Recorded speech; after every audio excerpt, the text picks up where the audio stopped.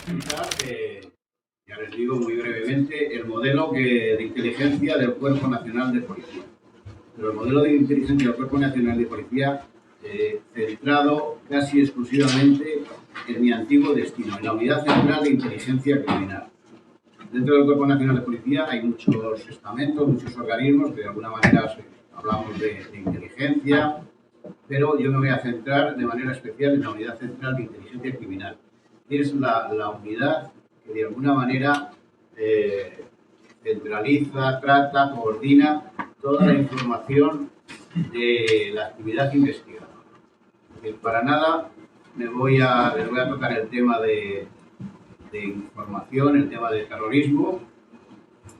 Tampoco hablaré de otros estamentos como Europol, Interpol y demás, aunque toda esa información la coordinamos y la tratamos nosotros. Me voy a tratar únicamente de centrar en explicarles un poquito cómo funciona la Unidad Central de Inteligencia Criminal y qué hacemos con la información, cómo estamos juntos. Esta sería lo que sería la comunidad de inteligencia policial que he llamado yo. Como les digo, a la cabeza de todo está la Dirección Adjunta Operativa. Y pues relacionado con la Dirección Adjunta y en fin, con todo lo que es la comunidad de inteligencia, en la parte izquierda de ustedes tenemos los organismos internacionales, Europol e Interpol, que nos remiten información para hacer inteligencia. Nosotros toda esa información que nos viene de esos organismos internacionales también la tratamos y coordinamos. Y en la parte de la derecha, dos grandes centros que dependen del Secretario de Estado de Seguridad, como es el CNCA, el Centro Nacional de Coordinación Antiterrorista, que como les digo, para nada voy a tocar yo el tema del terrorismo, y el Centro de Inteligencia contra el Crimen Organizado, el CICO. El CICO es un cuerpo de seguridad, es decir, debajo del director está la unidad de planificación estratégica y coordinación. Esta unidad es la cabeza visible de lo que es la inteligencia en el Cuerpo Nacional de Policía.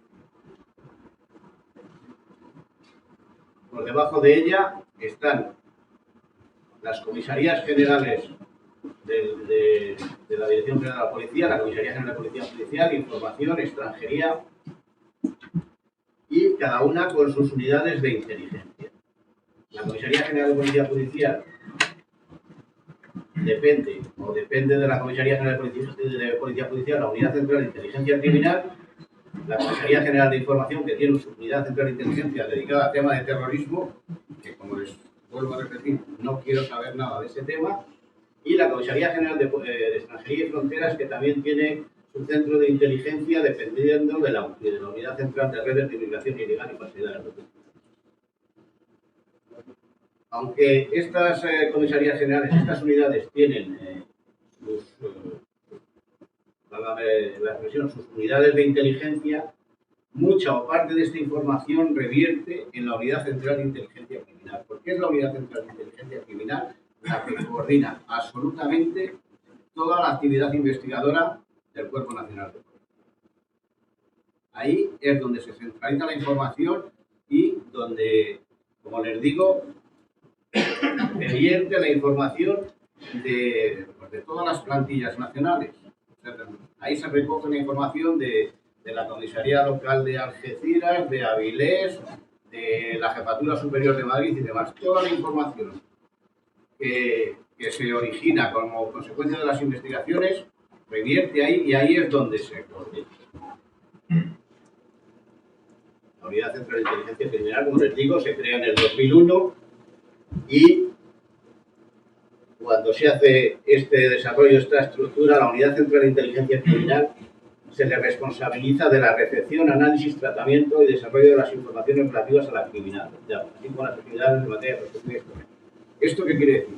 A la Unidad Central de Inteligencia Criminal se le responsabiliza de alguna manera de dar cumplimiento a lo que policialmente en el ámbito de inteligencia llamamos el ciclo de la información. Desde la recogida de la información hasta lo que sería el análisis y la difusión, hasta la elaboración de inteligencia y su difusión. Tenemos este ciclo de la información, recogemos la evaluación y recogemos la información de todas las áreas, de todos los puntos de la geografía española. y evaluamos la información. Lógicamente, toda la información no tiene el mismo valor. Yo no le puedo dar el mismo valor a una información que saco de tráfico o del archivo del DNI, del registro civil, de una información que me pueda facilitar a mí un anónimo, un confidente. Tengo que dar un valor.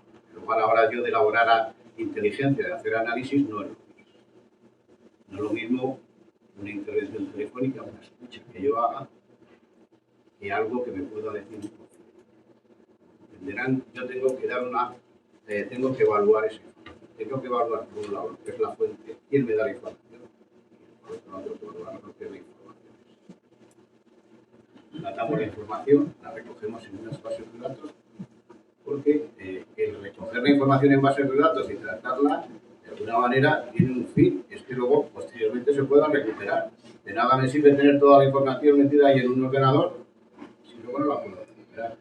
La información tiene que estar cada cosa en su sitio. Si yo tengo una matrícula de un vehículo, tendrá que estar en un campito que ponga matrícula de vehículo. Si tengo un teléfono, tendrá que estar en el campo de teléfono. Toda esta información se trata. Analizamos la información, elaboramos inteligencia y acto seguido ya difundimos. La pasamos a los jefes. Todo esto que hemos conseguido, pues conseguimos mejorar la calidad de la información porque tenemos información de muchísimos sitios. Cuando vamos a las reuniones de los analistas, cuando hemos estado en reuniones con operativos, nos damos cuenta que los operativos, los investigadores, muchas veces conocen perfectamente su parcela, lo que ellos dominan. Pero cuando hay una investigación que se hace a nivel internacional o a nivel nacional, pues a lo mejor los compañeros de aquí de Madrid conocen la parte suya de Madrid.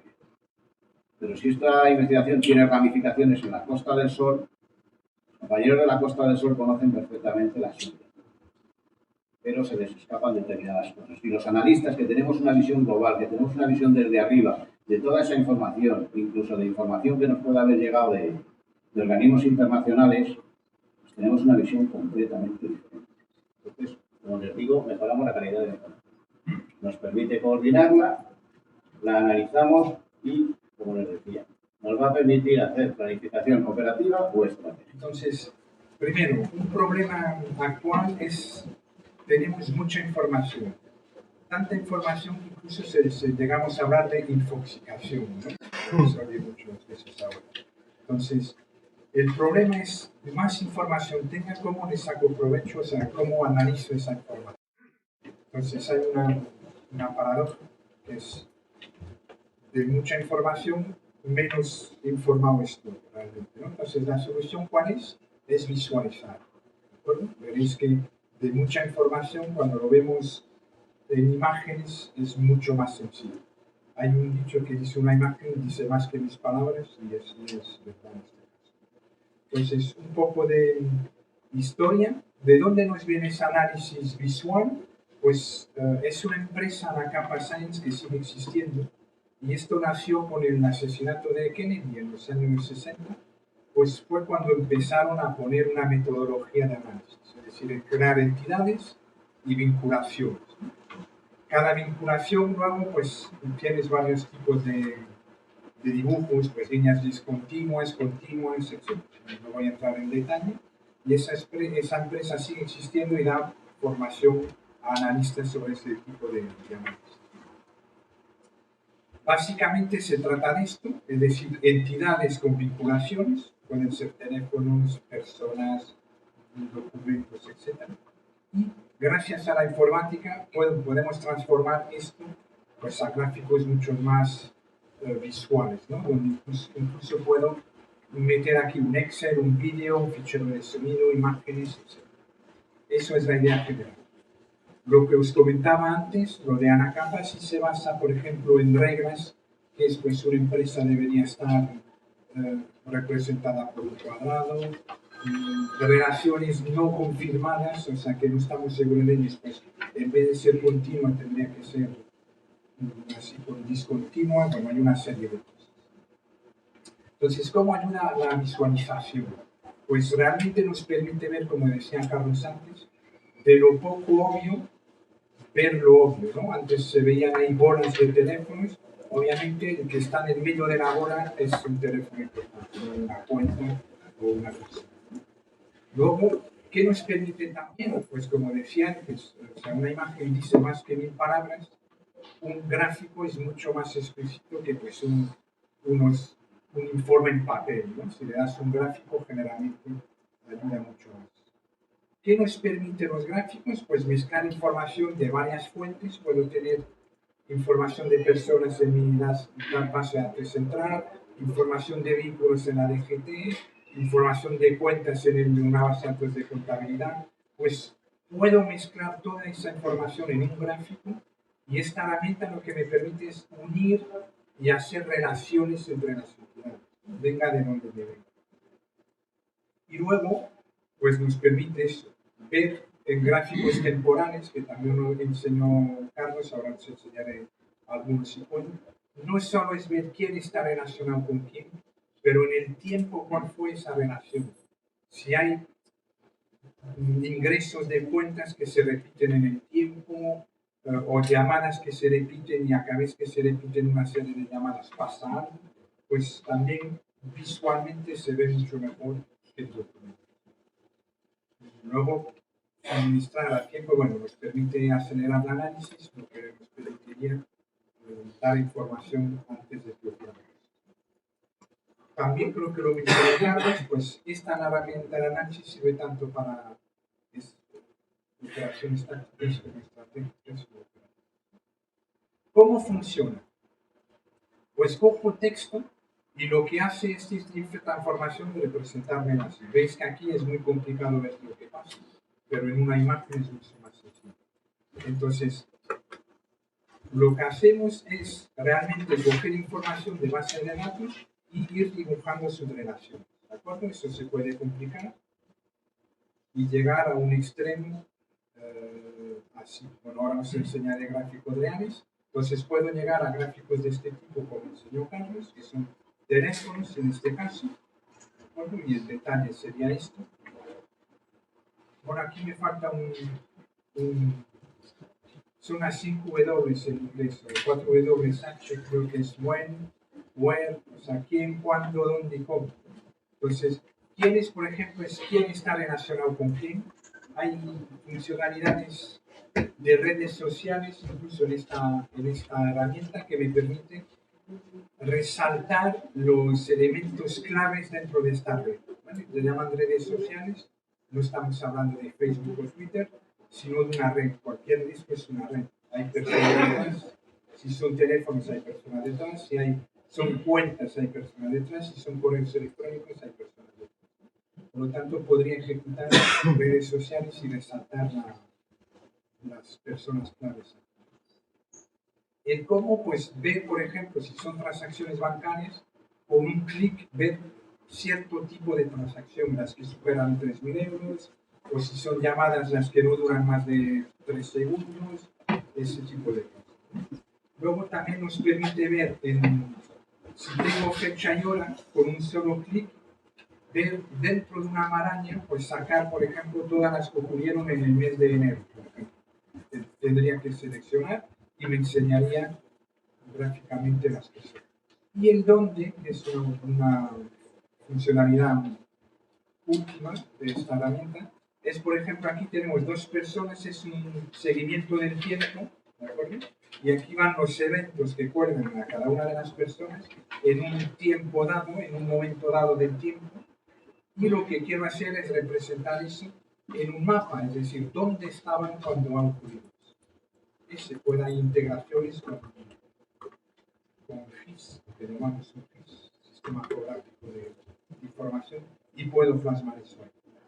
Entonces, una vez que sabemos cómo funciona, ¿de dónde puedo coger la información? Pues como dije antes, de cualquier sitio. La idea es, pues aquí, pues matrículas de coche, información espacial, correo electrónico, imágenes digitales, ahora incluso vídeos, sonidos se pueden transferir, documentos electrónicos, registros de teléfonos. Y la idea es, con esta herramienta, fusionarlos y acabar con realmente la parte gráfica que me interesa, que es la que luego divulgamos con información en el proyecto. Un ejemplo, imaginaos que tengo aquí muchas fuentes, ¿de acuerdo? Y lo que hago, estoy buscando pues o una matrícula o un teléfono o un nombre de una persona. Está en todos estos sitios, pero yo analista no voy a entrar en cada una de ellos y mirar. Lo que podría hacer es, con este sistema, hacer una búsqueda de un nombre de un teléfono, ¿de acuerdo? Por ejemplo, y él me iría a buscar en cada fuente y me lo sacaría. Me sacaría, por ejemplo,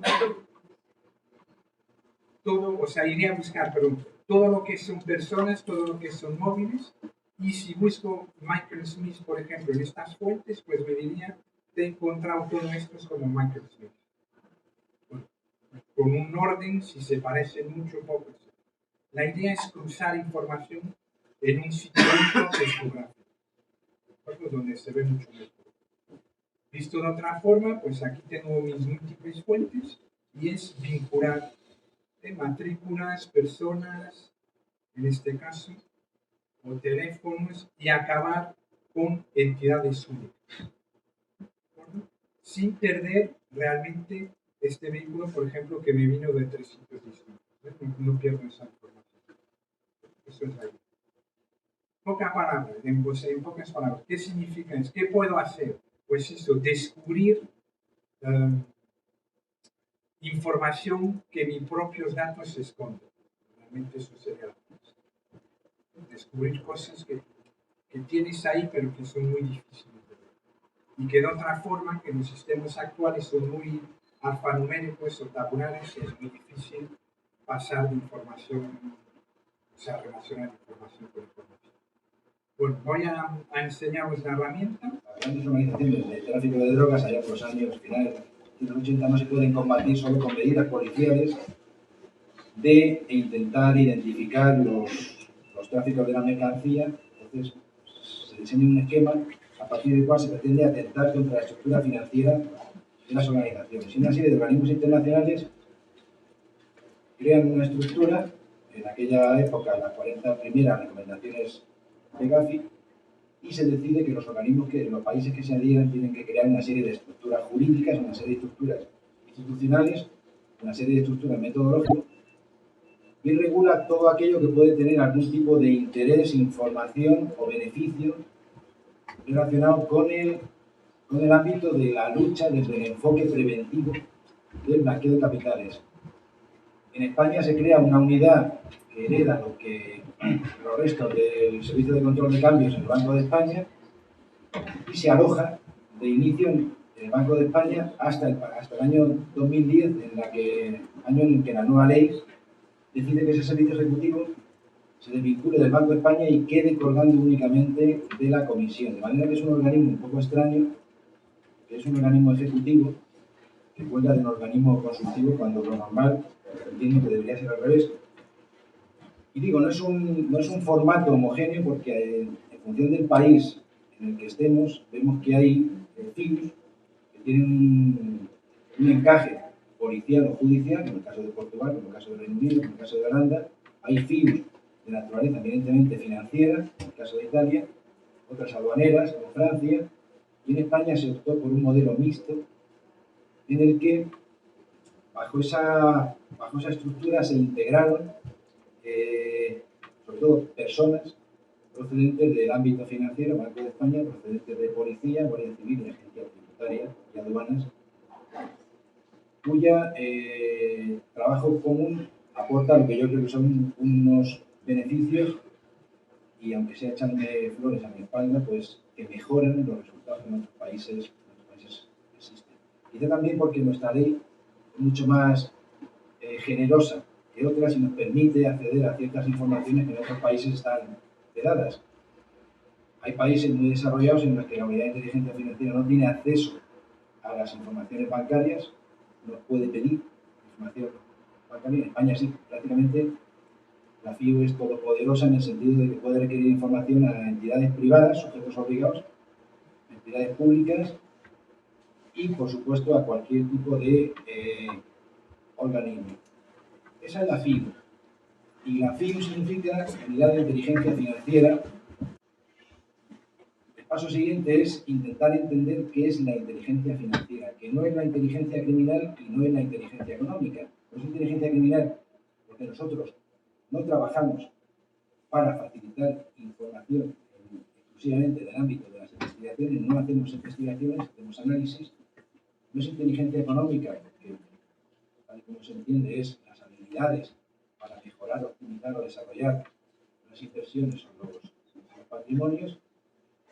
Pero es verdad que es una inteligencia que trabaja con información vinculada en origen con el ámbito criminal desde el punto de vista de la sospecha, pero cuyo mayor aporte procede del ámbito financiero, no exclusivamente financiero, mercantil, comercial, y lo que se pretende es, a partir del manejo de informaciones, intentar llegar a resultados en los que se confirme si existe una sospecha o un indicio de blanqueo de capitales y que eso pueda ser continuado por estos organismos.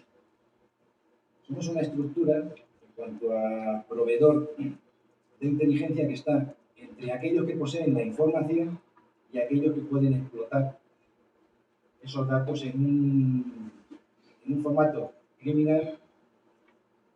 Y además, la gran vocación de la FIU, la gran vocación de toda la legislación que se mueve en este ámbito, intentar mejorar las medidas preventivas, que es la finalidad, así lo dice la ley, así lo dice el espíritu y los objetivos de la FIU, es mejorar las medidas que la sociedad implementa en el ámbito de la prevención. Eso quiere decir que se dificulte el acceso a ciertas estructuras criminales para impedir que nuestro sistema financiero, jurídico y mercantil sea utilizado para blanquear.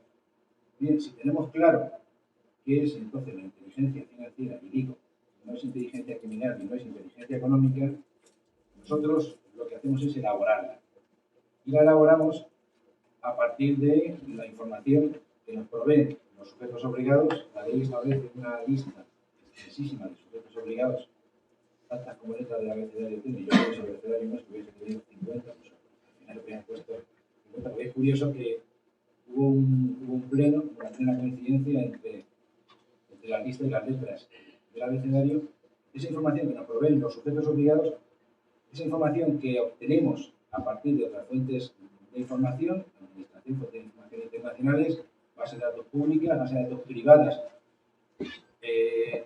restringidas o no, y elaboramos inteligencia. Inteligencia que se materializa en dos grandes formatos.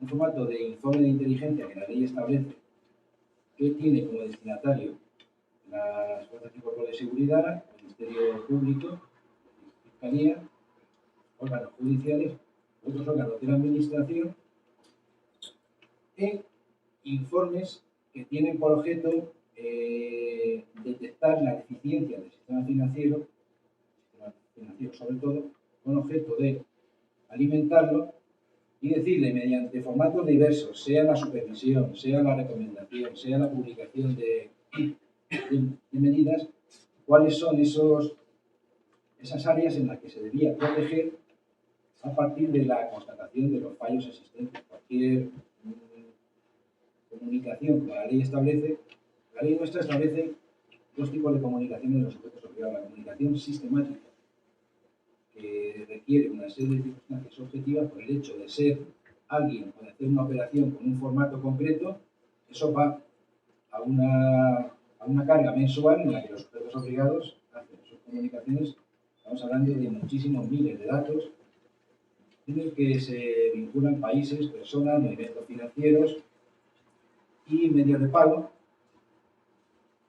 y una comunicación por indicios que dice la ley es aquella en la que el sujeto obligado, cuando aparece indicios de sospecha de blanqueo, estamos hablando de indicios, no estamos hablando de evidencias que difícilmente se encuentran, cuando aparecen indicios, elabora una comunicación y la manda al servicio ejecutivo. El servicio ejecutivo la analiza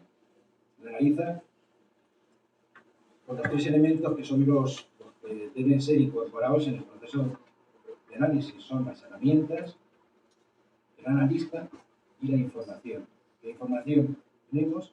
La información que nos llega seguramente será una información que nos abre una puerta de la casa, pero esa casa es mucho mayor, esa casa tiene muchas más habitaciones, tiene muebles, tiene ventanas, y hay que analizar la operación en su conjunto.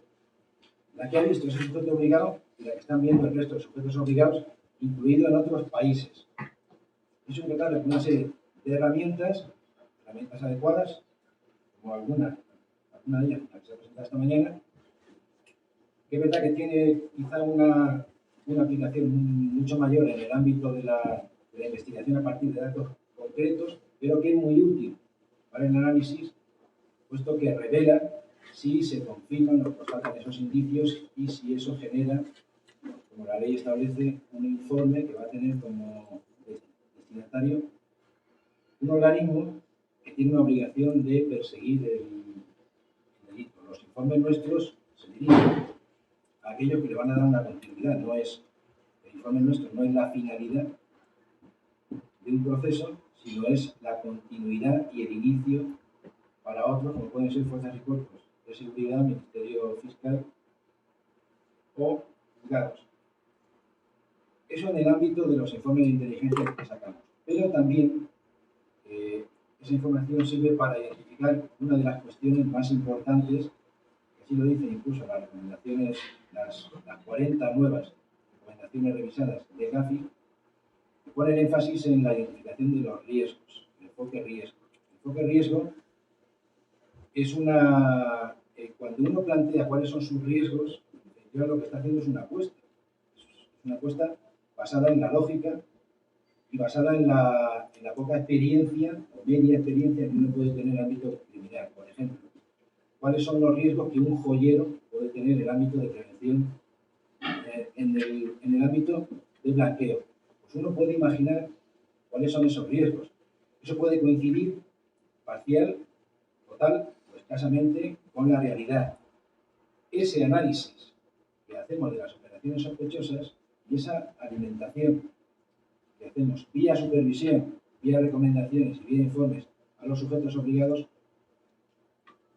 les estimulan para conocer realmente cuáles son sus riesgos, porque este establecimiento que está situado en una ciudad concreta, en una calle concreta, puede que todavía no haya tenido una experiencia como la que otro establecimiento de similar naturaleza y actividad tiene en otro sitio. Por tanto, esa información sí le es útil porque le ayuda a identificar su riesgo y le ayuda a protegerse de esas operaciones en las que a usted le van a utilizar para blanquear dinero. Dice la recomendación que, en términos generales, es imprescindible identificar los riesgos y es imprescindible hacer un enfoque de la prevención desde el punto de vista de los riesgos. Los riesgos son generales, particulares, personales, colectivos, financieros, territoriales, temporales, son riesgos de toda clase. De manera que nosotros, como unidad de inteligencia, cada vez tenemos más vocación hacia ese sentido, porque sé decir que el trabajo que se hace con las comunicaciones, operaciones sospechosas, está ya lo suficientemente ensayado como para que consideremos que, bueno, hemos alcanzado no la perfección. Como decía el otro día alguien que conozco, una frase buena: si no buscamos la perfección, dejamos de ser buenos. Pues, no habiendo logrado la perfección en el esquema en el formato de tratamiento de las informaciones para emitir informes, yo creo que ya es un sistema en el que nos podemos sentir confortables. Los destinatarios valoran positivamente o muy positivamente la calidad de los informes, la calidad de las informaciones, y en la mayoría de los casos generan investigaciones. Nosotros nos debemos dirigir ahora hacia ese formato de inteligencia que alimenta el sector de la identificación de los riesgos. La identificación de los riesgos es lo que quizá esté menos tratado, y la existencia de riesgos no tratados es lo que permite que en el futuro se puedan seguir dando operaciones en las que se elija España, en concreto, o Europa, como escenario de blanqueo de capitales. España es un país que tiene unas características especiales y que la hacen buena para unas cosas y la hacen mala para otras. En el ámbito de blanqueo de capitales y la criminalidad, pues tenemos unas condiciones que nos hacen muy permeables y muy sensibles. Nosotros nos tenemos que proteger contra riesgos de nuestro territorio e identificar los riesgos que existen en otros territorios. Pues damos la bienvenida al coronel Manuel Rey, coronel del Ejército del Aire y jefe del Departamento del Centro Superior de Información de la Defensa.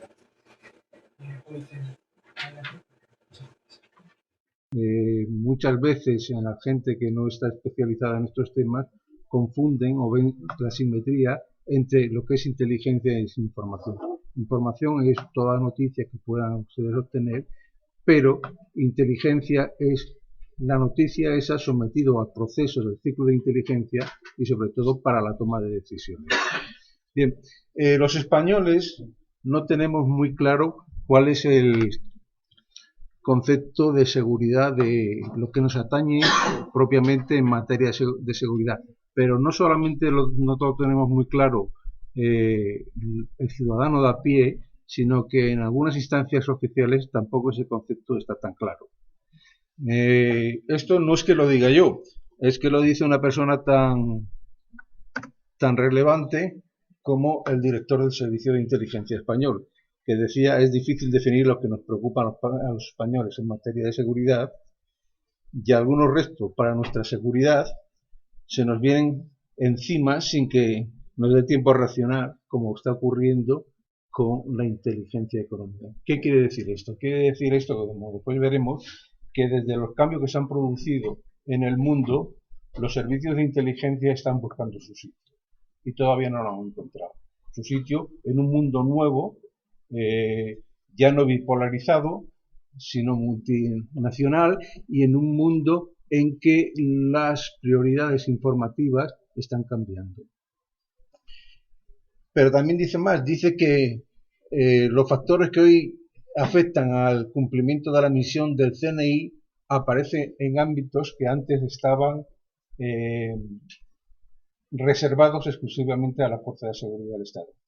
Esta idea es válida, no voy a contradecirle yo al director del Servicio de Inteligencia, porque todas estas son opiniones de él, pero lo que pasa es que da motivo de confusión, porque una cosa que hay que tener muy clara desde el principio es que los servicios de inteligencia son un órgano del Estado, pero su misión no es la persecución del delito.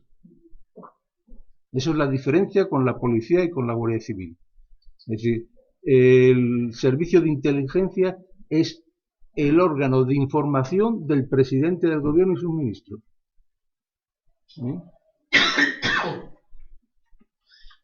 Bueno, pues cuando me he puesto a pensar que podía contarles a ustedes, he decidido hablar un poco de la comunidad de inteligencia. En la comunidad de inteligencia, pero nos vamos a centrar fundamentalmente en el CNI, cuyo antecesor es el CSIC, del que yo estuve destinado cierto tiempo. Bien, la comunidad de inteligencia se fundamenta fundamentalmente en los organismos que vamos a ver a continuación, todos dependientes de los siguientes departamentos institucionales. Tenemos, yo no sé si esto del programa me lo puede aclarar, si está bien puesto ahí la dependencia del Ministerio de Economía y Competitividad. Sí, porque el presidente de la comisión es el secretario de Economía. Sí. Bueno, pues ahí tenemos el SEPLAC y las oficinas económicas y comerciales.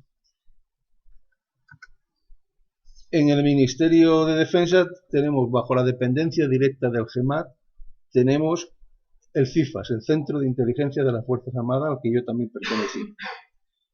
Desde la llegada del PP al poder, el CNI, con sus dos apéndices, el Centro Criptográfico Nacional y la Oficina Nacional de Seguridad, pasaron a depender de la Presidencia del Gobierno. En el Ministerio del Interior me da vergüenza, después de la conferencia del comisario, hablar de ello, entonces lo vamos a obviar, y esto es los organismos que podríamos decir que pertenecen al servicio, a la comunidad de inteligencia. Y por último, Desde el Ministerio de Exteriores está las embajadas, que también contribuyen a la comunidad de inteligencia. Me voy a centrar fundamentalmente en el CNI, porque los otros ya se han abordado o se abordarán a lo largo de la mañana en todas estas conferencias. Un carácter unitario y específico, en el sentido de que es el único servicio de inteligencia de nivel nacional. ¿Qué quiere decir que es de nivel nacional? Quiere decir que sus informaciones van directamente al presidente de gobierno sin pasar por ningún intermediario. Los demás servicios de información de la policía y de la Guardia Civil son servicios departamentales, que sus informaciones para llegar al presidente de gobierno tienen que ir a través, o deberían de ir a través del ministro correspondencia, al ministro del Interior. Son todos de naturaleza muy distinta.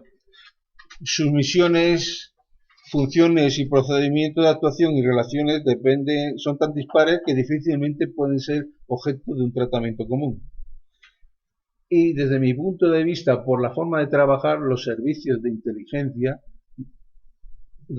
deben de tener una dedicación especial por el poderío que tienen y las posibilidades que tienen de actuar de una forma secreta, dado que todas sus misiones, el número de personal, sus instalaciones, sus misiones, todo es secreto. Sin embargo, hay que reconocer que existen aspectos clonados tanto en el servicio de inteligencia como en el servicio de información de la policía o de la Guardia Civil, en sus métodos y en su forma de actuar.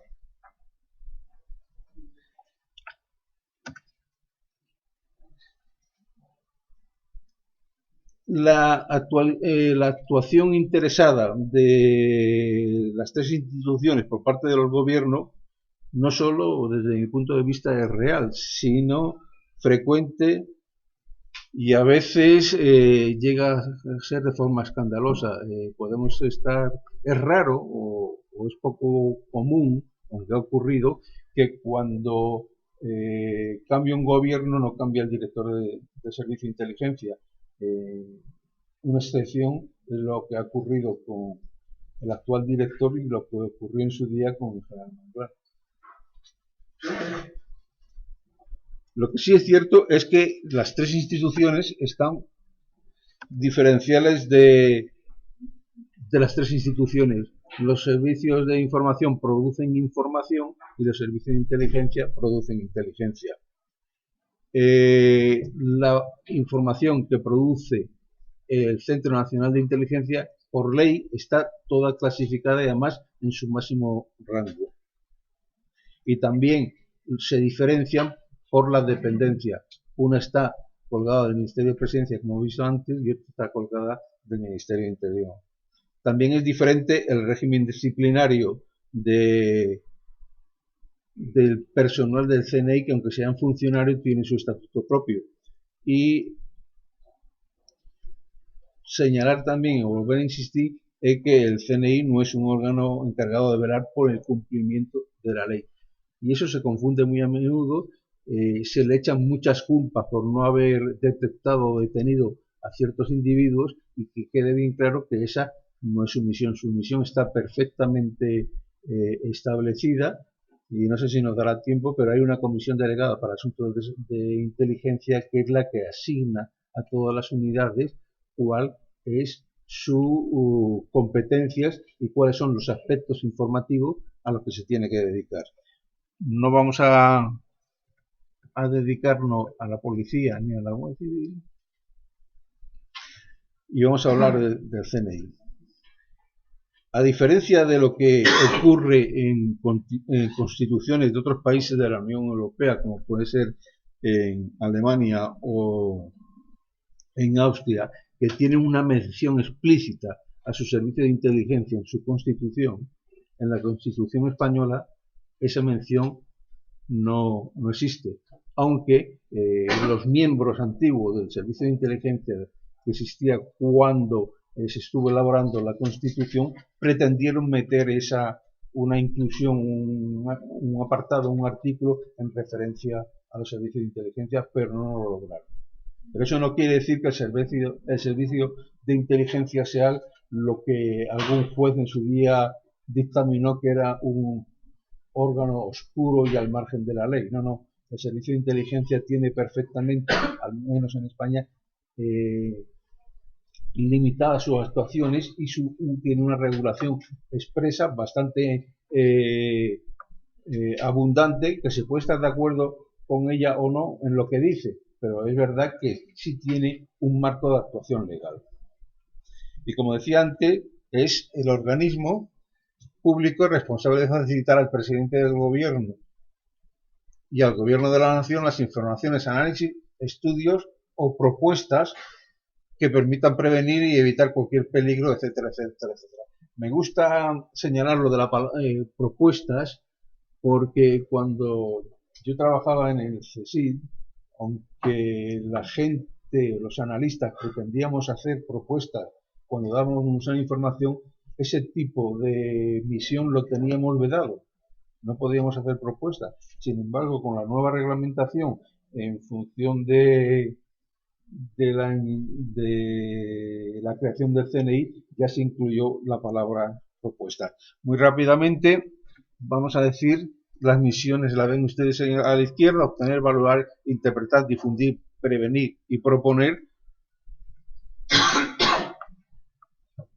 Con lo cual, proponer, decía que el CNI no es un órgano pasivo sobre todas estas misiones: inteligencia exterior, inteligencia interior, inteligencia económica, contrainteligencia, inteligencia de señales y criptografía. El organigrama de la Guardia Civil, cambiante cada 2 por 3, no vamos a engañar, pero básicamente es el siguiente. Tenemos 3 estructuras principales. La Dirección Adjunta Operativa es la que lleva el grueso de las investigaciones, el grueso de la lucha contra el crimen. Ahora existe el mando de operaciones que nos han puesto, no sé si sale el puntero, ¿no? Mando de operaciones con las unidades territoriales, un modelo muy similar al Cuerpo Nacional de Policía, con las brigadas provinciales, más o menos una cosa similar. Y entre las grandes estructuras, la Jefatura de Información a la que pertenezco, que es la que se encarga de la lucha, específicamente de la lucha contra el terrorismo. Tenemos la Jefatura de Policía Judicial en crimen organizado y otro tipo de delincuencia, y la delincuencia específica de terrorismo. Todo es teórico, pero yo voy a dar mi visión práctica. 2 funciones principales: la propia de obtener información y difundirla, conocimiento. Podemos decir que la forma similar a un servicio de inteligencia, conocimiento. Tenemos que saber lo que pasa. Tenemos que saber lo que pasa afuera y lo que pasa dentro.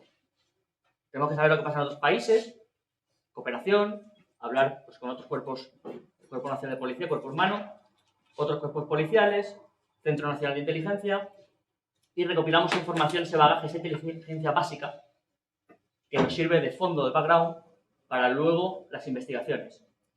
Y por otra parte, llevamos la judicialización de la lucha contra el terrorismo y otra forma de desestabilización. Es decir, aunque llevamos la parte de información de inteligencia, también judicializamos, y en el caso del objetivo último, que es poner los grilletes a un miembro de Al-Qaeda o un miembro de ETA. Las funciones, es todo órdenes ministeriales y demás. Evidentemente, todo lo que sea lucha contra el terrorismo, por ley, está amparado por la ley, por secreto. Las estructuras, las funciones, las misiones y, por supuesto, las técnicas y procedimientos no se pueden decir. En mi caso, pertenezco, mejor dicho, a un grupo nuevo que se ha creado entre la Jefatura de Información. Creo que no tengo la presentación, pero para que nos hagamos una idea, que yo creo que es más visual. La Jefatura de Información tiene varios grandes apartados. Entonces, como nosotros entendemos la inteligencia, es por amenazas. Tenemos 3 grandes bloques de amenazas. La Unidad Central Especial número 1, que se dedica a la lucha contra ETA, especialmente. La Unidad Central número 2, que se dedica a varias luchas: terrorismo islamista, terrorismo transnacional, por ejemplo, el tema de resistencia galega, estas cosas. Y UC3, que se dedica a digamos, al resto de amenazas. Por ejemplo, tráfico de armas, mafias. Bueno, mafias lo iba UC2, perdón, lo he dicho antes. Por ejemplo, la operación que se llevó a cabo en Lloret del Mar hace poco. UC3 también lleva contrainteligencia del cuerpo, seguridad de los miembros del cuerpo. Además de ello, tenemos una unidad de apoyo logístico que se encarga de la formación, de los medios, y la nueva estructura, que es de noviembre, en la que estamos encuadrados, estoy encuadrado yo, que la vamos a ver aquí. Esas funciones que yo creo que, como es poco tiempo, no lo vamos a tratar, que es el área técnica. La área técnica se dedica a todo relacionado con las tecnologías de la información y las comunicaciones. Básicamente lo mismo, 3 grandes grupos: grupo técnico informático, grupo de intervención de telecomunicaciones y grupo de ciberterrorismo. El grupo técnico informático es el que lleva el mantenimiento y la explotación de las bases de datos del cuerpo, especialmente el SIMES. El SIMES es nuestro sistema de investigaciones. Y luego el grupo de ciberterrorismo, en el que me encuentro. Aquí, bueno, vamos a nivel ya de, que yo creo que no hay mucho tiempo, de cómo están estructurados cada uno. Es el grupo de ciberterrorismo. En el grupo de ciberterrorismo hacemos 2 cosas, básicamente. O 3, quizá, si apuramos la parte de inteligencia. Recibimos toda la inteligencia, las informaciones, sobre todo, por ejemplo, del CCN, la parte del Centro de Criptología Nacional, del CNI, llegan muchas comunicaciones de incidencias, llegan comunicaciones de vulnerabilidades. Evidentemente, llegan a la jefatura de información y las canalizan a nosotros, que somos los que tenemos que tener conocimiento sobre esas amenazas. Luego llevamos investigaciones propias en el ámbito de Internet, pero sobre todo el grueso hoy por hoy de las operaciones que estamos haciendo son de apoyo a otras unidades. Básicamente porque Internet puro y duro es una herramienta, pero no es, hasta ahora, no es el fin último de un terrorista. De momento, y crucemos los dedos, el fin no es atacar la red, sino utilizarla para seguir cometiendo los mismos delitos que se estaban haciendo antes en papel. Lo que pasa es que las necesidades tecnológicas o necesidades de conocimiento son muy superiores a los que se le puede exigir a una investigación que bastante tiene, con sus seguimientos, sus mandamientos, sus diligencias, equipos operativos y demás. Entonces, llegado el momento, por ejemplo, de una explotación de una operación, los equipos que muchas veces verán ustedes en las operaciones, que están clonando equipos, clonando discos duros, clonando tal, son nuestro equipo del departamento de análisis forense. Clonados, evidentemente judiciales, con unos precintos, con unas garantías, para que sirvan como medio de prueba en un juicio. Telefonía móvil, ordenadores, cámaras de fotos, GPS, lo que quieran. Todo se clona, se analiza y si hay información útil, se va a hacer. Esto ya he hecho una referencia, que es el uso de Internet como medio o el uso de Internet como fin. Estamos hoy por hoy, el 99% de los hechos se utiliza Internet como medio, no como fin. Pero estaremos en un futuro en ese ciberterrorismo estricto que llamamos, que es el ataque a redes. Ataque a infraestructuras, tanto estratégicas como críticas. Activismo, yo creo que es un poco... por tiempo ya directamente. No sé si conocen, bueno, el típico ataque que se pone siempre como varios ejemplos, el ataque a Estonia. Estonia es un país completamente electrónico, no existe la ventanilla de papel.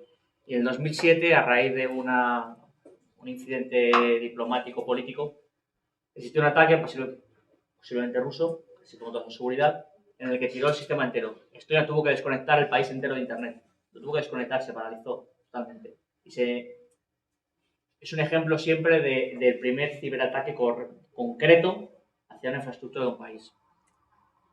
Por supuesto, luego nos podemos meter con, si se conocen, virus Stuxnet, virus Flame, la operación Octubre Rojo hace poco con un robo de información de todas las embajadas del mundo, salvo China, casualmente. Y a lo que me quiero referir en estas cooperaciones a las que me he referido antes, con las infraestructuras críticas, es a esto. No sé si conocen, el Centro Nacional de Protección de Infraestructuras Críticas está creciendo lleva, digamos, la coordinación de las infraestructuras críticas en España. Ellos son los encargados de crear el catálogo de infraestructuras críticas y de actualizarlo. Y tenemos los CERT, los equipos de respuesta informática, que existen tres, bueno, existen más en España, pero digamos gubernamentales hay tres. Estos equipos se encargan de mitigar un posible ataque a una instalación o a un equipo. Existen tres. Uno, de referencia, CCN, el CERT de CCN, que se encarga de administraciones públicas, sectores... Administración pública. Vamos a dejar la administración pública para que es administración pública. Existe un CERT de la red IRIS, que es la red de investigación y de universidades, y existe un tercer CERT, que es el CERT de INTECO. INTECO, Instituto Nacional de Tecnologías de Comunicación, perteneciente al Ministerio de Industria y Turismo, que precisamente presenta su nuevo CERT de infraestructuras críticas el martes.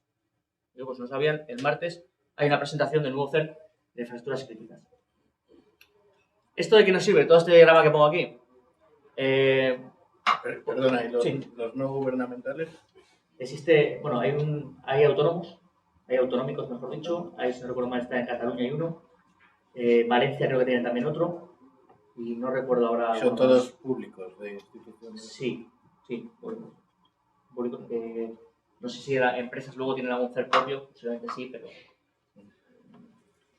de la red interna de ellos. En cuanto a esto lo quiero poner para referencias, sobre todo a nivel empresarial, es qué pasa si tenemos una incidencia, un ataque. En función de si somos una infraestructura crítica o no, si somos una empresa privada normal y corriente, lo lógico es denunciarlo. Digo, a que parece lo lógico es denunciarlo. La mayoría no lo denuncia. Nadie se quiere asumir que ha tenido un problema de seguridad. Nadie quiere prever una denegación de servicio en una página web que le hace perder un montón de dinero, porque eso luego baja, las acciones en bolsa bajan. La mayoría de la gente no denuncia. Ha habido ataques a grupos empresariales muy grandes con intención, no vamos a decir desestabilizadora, pero, por ejemplo, activismo, Anonymous y demás. Y no denuncian. Si no denunciamos, rara vez se puede.